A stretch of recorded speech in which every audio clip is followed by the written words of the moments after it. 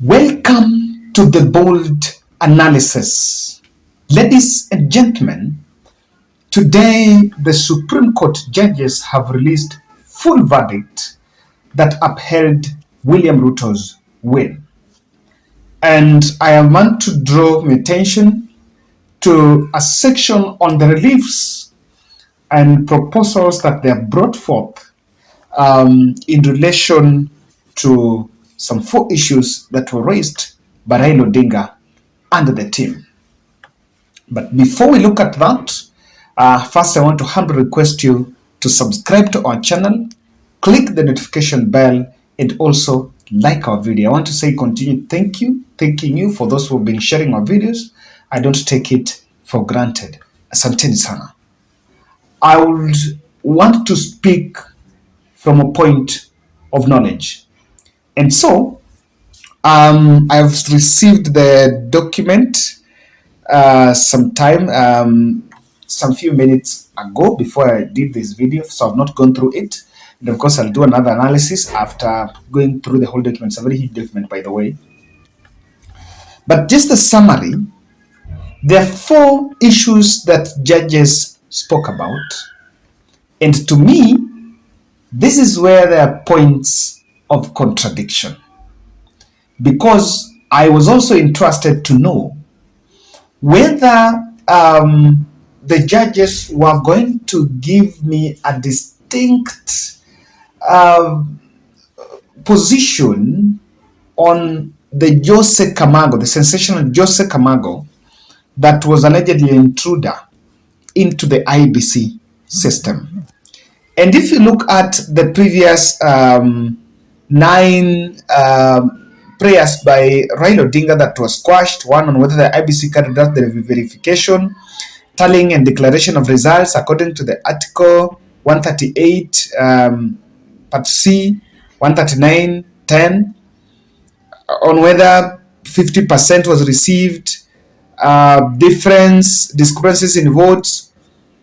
If you look at all those already had been mentioned initially, so I don't want us to revisit that, because in the previous judgment, those are already things that were already said there. So I will want us to look into what is new and what, according to me, is an issue. While the 7 judges dismissed all the 9 prayers by Raila Odinga team, but they seem to be giving us a different angle. And in their own confession, they're saying that Parliament should consider enhancing the statutory and regulatory framework on the separate policy and administrative roles of the IEBC. In my analysis, I mentioned at one point about the fact that IEBC has a secretariat and the commission. So the secretariat is what runs day-to-day activities of the commission, and the commission is more on policy directions, and maybe just an oversight role of some of those activities. But the engine of the commission is the secretariat. The procurement, administrative work in procurement is under secretariat. When you talk about logistics, you talk about even this warehouse, most of these activities, and even human resource is under administrative.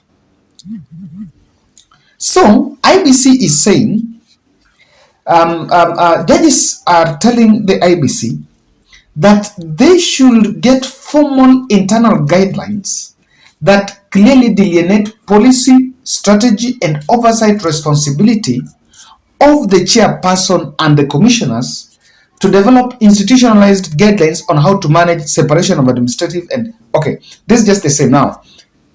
I want you to listen to one part, and this is still touching on the human resource. The roles of the chairperson, commissioners, and chief executive officer, and other staff and third parties should clearly be set out in both the legislative, administrative edicts as stipulated above. Now, what am I saying? Indirectly, the judges are confessing that the split between the commission level and lack of coherence and lack of synergy between Wafula Chebukati-led commission and Marjan Hussein-led secretariat might have created a loophole for misguided decisions that could have affected this election.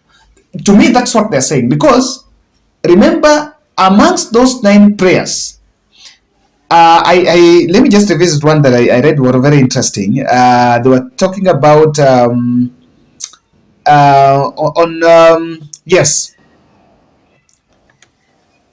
I want to read this part for you.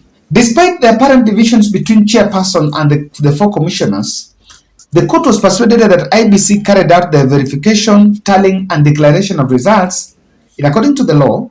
Moreover, the mandate of tallying and verification of votes is vested in the commission collectively, and the chairperson cannot exclude any members or members of the commission. However, the declaration of presidential results vests exclusively on the chairperson. So, personally, I have a question there, and I'm not a lawyer, but I was just pondering if if verification is collective, why is it not that at the declaration of the same results we are announcing is not collective? Because they seem to insinuate that Wafula Chebukati had executive powers and exclusive roles on presidential results. And of course, if that is what is in law, then I think we need to look at that. Because in future, what is the essence of the collectiveness in vote tallying if chairman has superpowers as the presidential to declare the presidential results? It's not tallying up. So this issue about poking holes on the division at the commission at this time, while all the 9 prayers by IEBC, by Raila Odinga, nearly all of them were dismissed. Now, the most interesting bit of it, election technology, and I was so interested to, apart from the hot air, wild goose and all that, whether the judges would really explain their response to the issue of that Jose Camargo, or not even Jose Camargo, the issue about foreign intrusion.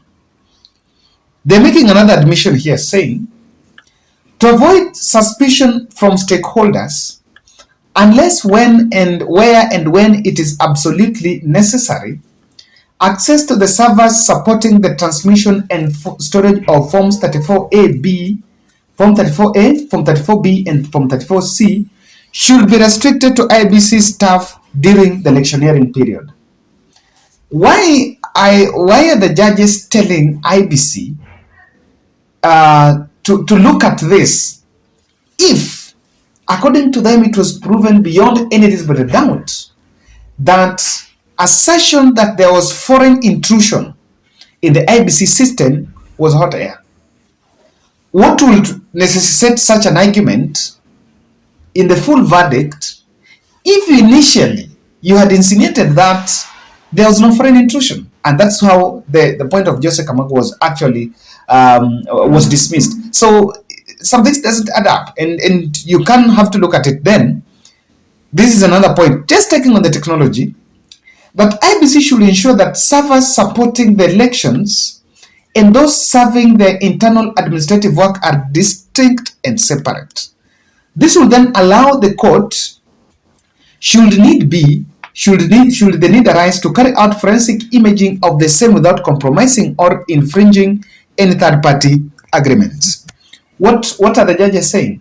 They're simply saying that they did not get access to IEBC servers.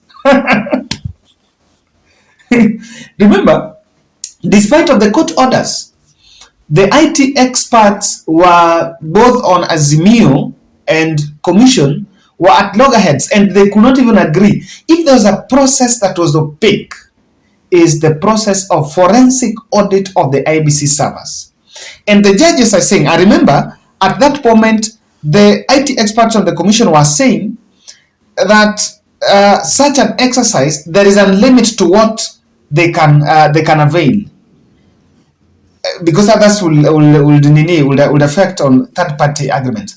Okay, which maybe there's some. So, according to them, there are servers that are of internal affairs of the IEBC, and the others that then could be availed. So, when you choose what to avail to the petitioner, that means the threshold of giving that petitioner evidence is limited and is at your dispensation. Because you seem to say that there is what I can give you and there is what I'm not giving you. How do I know that? The servers that the commission is not giving access are the ones that is actually carrying the load of the evidence. So in this, the judges are admitting that maybe and perhaps they did not conclusively or 100% peruse the servers of the IEBC. That's what they're saying. The issues on Form 34A and all that. But then, in the light of this, I have drawn my focus to some 4 issues moving forward that we should look at. And by the truth of the matter here is, as I once mentioned, the judges were holding the law, and the capacity of Supreme Court to arbitrate on election is limited to what the law says. And they do not have that capacity to understand what the electronic system or how the electronic system works. So if petitioners will continue going to court to determine whether this was done by law, then I can tell you we have a long way to go until we try to get, we leverage on technology and both capacity building so that the judges can go, and even if it will take days, where you, after elections, you send everyone packing from IEBC, you get access and do it, even if it will, and in fact that audit cannot take hours as it was done. And that's why sometimes you would understand, even if it will take 1 week to audit and come up with a report. Otherwise, the electronic system will be used to impose leaders and to perpetuate power, to hand over power to people. So, I'm looking at it this way. Ruto government, in good motive, should review the IEBC personnel profile. And let's have a distinct role of each commissioner. And this will help us even at hiring. That we're not just hiring commissioners for the requisite number of 7 and on competencies, but on specifically that this commissioner, we are like the way NGOs work. They don't just hire chief of parties. Even if they hire directors, they will hire director in charge of maternal child health, reproductive for women, different departments, someone who has an expertise, so that at the commission we have one commissioner that understands what really happens at ICT. One understands procurement and is in charge of procurement. One understands one, so that when something goes wrong, you can easily pinpoint and say, okay, you are in charge of this and this went wrong, you can be held accountable. And with this, the stories of a chairman abdicating roles to commissioners at a critical time during a verification process should be a thing of the past. So there is work to be done. Whether it will take parliament, whether it will take constitutional review, reform, it's something to be looked at. But then, electronic system is to be relooked. I'm glad I think in the next few days, I'll do another video on Mine and Kiai.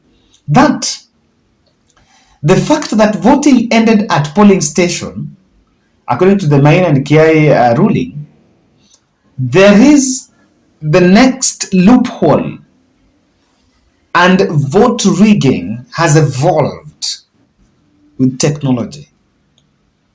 I don't know. We cannot go back, But this one will take a review, a critical review to see what exactly works and how exactly should it be. Because the reason why this is here, because the technology is procured by people and is run by people, and you cannot prescribe the characters of people. One thing I want to say is this, that integrity of an election, in my own understanding and in my own observation, cannot be optimized by trusting on the human capital, because people are compromised, and it seems by nature.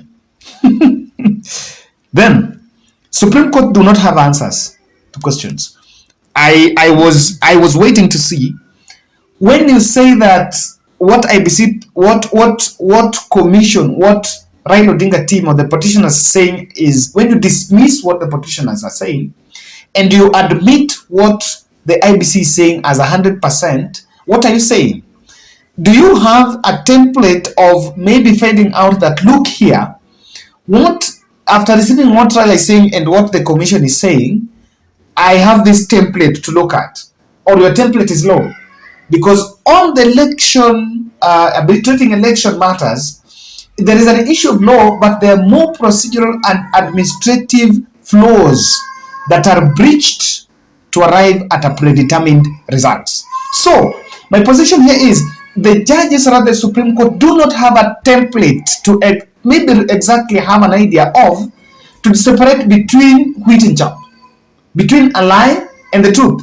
And what you have to do, depending on where you are, you choose to you decide to choose which one is a lie, which one is the truth. You may choose to believe IBC and may choose to believe the petitioner. So it's it. But more, the presidential petition needs to take more than 14 days. Let's look at, if you ask me, 2 months. That's my bold.